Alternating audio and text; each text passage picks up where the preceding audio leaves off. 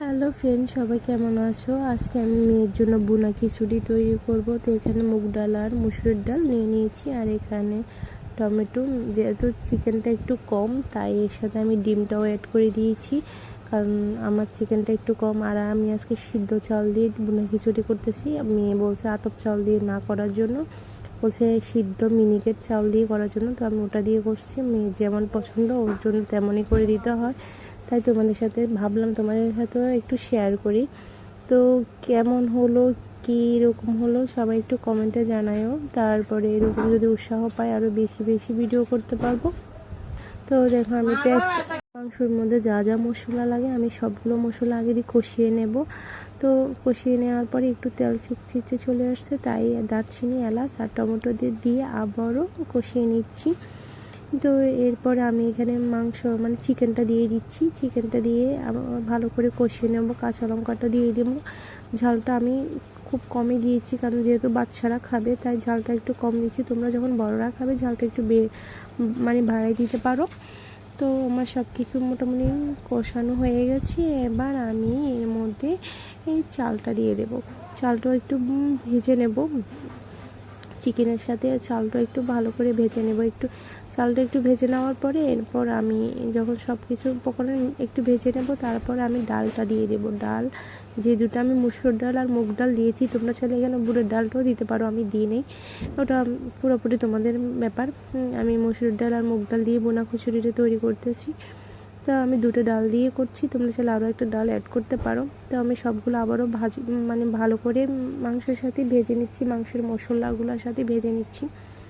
নিয়ে যেহেতু এখানে আমি মানে 2 পটের মতো চাল ডালে দিয়েছি, তাই সেহেতু আমি এখানে 2 2 4 পটের মতো জল দিয়ে দেবো। মানে এটা ডাবল দিয়ে দেবো, জলটার সাথে এটা ডাবল দিতে হবে। আমি এটা যেখানে জলটা ডাবল দিয়ে আর একটু জল একটু বেশি দিয়েছি, যেহেতু সিদ্ধ চাল দিয়ে করতেছি তাই একটু সময় তো লাগবে ফুটতে। তাই মানে 4.5 কাপের মতো মানে জল দিয়ে দিয়েছি। মানে আমি এটা গ্লাসের মাপেই দিয়েছি জলটা। তোমরা যে চালটা যে পটে মাপবা ওই পট দিয়ে জলটা মেপে দিতে পারো। তো এবার আমি ভালো করে নেড়ে ছেড়ে নিচ্ছি। নেড়ে ছেড়ে একদম ঢাকনা দিয়ে রেখে দেবো 10-15 মিনিটের মতো। তখন আমি একটু চুলার আগুনটা একটু বাড়িয়ে দেবো। তো মোটামুটি আমি চুলার আগুনটা বাড়িয়ে দিচ্ছি। এখন দেখো এই তো বুটবুট করতেছি। এবার মধ্যে আমি কাঁচা লঙ্কাটাও দিয়ে দিলাম। তো মোটামুটি আমার রান্নাটা মোটামুটি হয়ে আসছে। দেখো পানিটাও কমে গেছে, আর কতক্ষণ রাখলে মোটামুটি আমার রান্নাটাও হয়ে যাবে।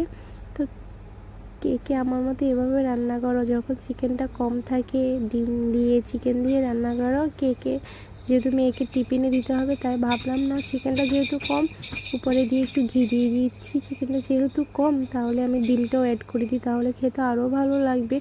ডিম আর চিকেন মিলে দোনোটা মিলেই রান্নাটা শেষ হয়ে যাবে।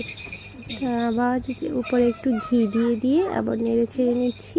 ঘিটা তোমরা চাইলেও দিতে পারো, না চাইলেও দিতে পারো।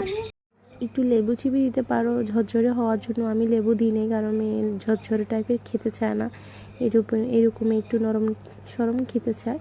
তো ওর জন্য এবার একটা থালার মধ্যে নিয়ে নিলাম। দেখো চিকেন আর ডিম দিয়ে একটা লেবু। কেমন হলো বলো তো?